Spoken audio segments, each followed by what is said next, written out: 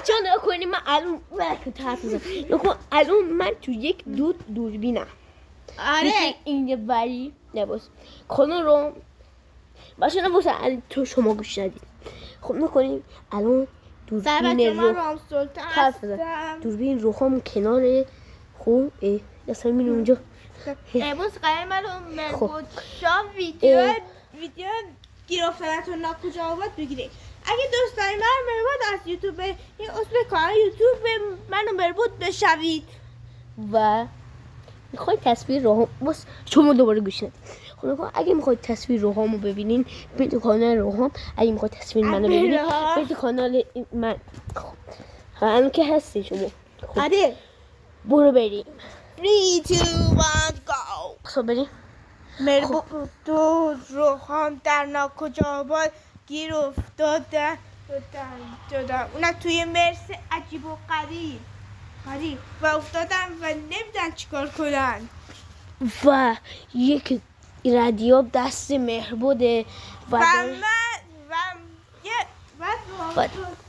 تو گوشیش یه تفنگه و برو بریم. ای من نخدم صبح شکلی ندای مربوط حالا چیکار کنیم؟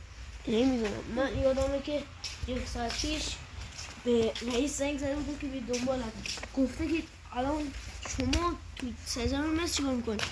باید گفت عصبانیشون خط کرد. نمیدونم الان چیکار کنیم. آره حالا ما باید چیکار کنیم؟ هیولای چیه؟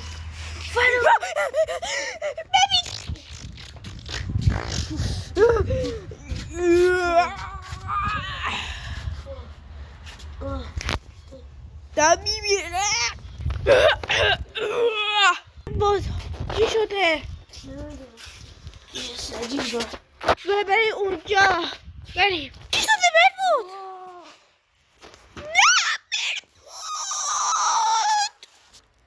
و مربوط بیهوش می شود و در یک انباره خیلی عجیب تلپورت می شود و روحام قرار رو نجات بدهد. وای نه مربوط کجا رفت؟ باید یه جور مربوط رو پیدا کنم.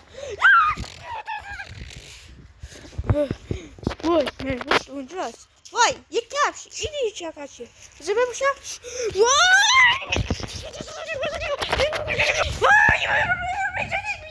یک کفش جادویی گرفتم. باشه یک کلیت نشد دادم. وای یه هلولا بزرگترین که چشماش قرمزه. رومان برم بودم کن. پول درد نیست. باشه بلندت میکنم بیا بری سریع فرار کن. نه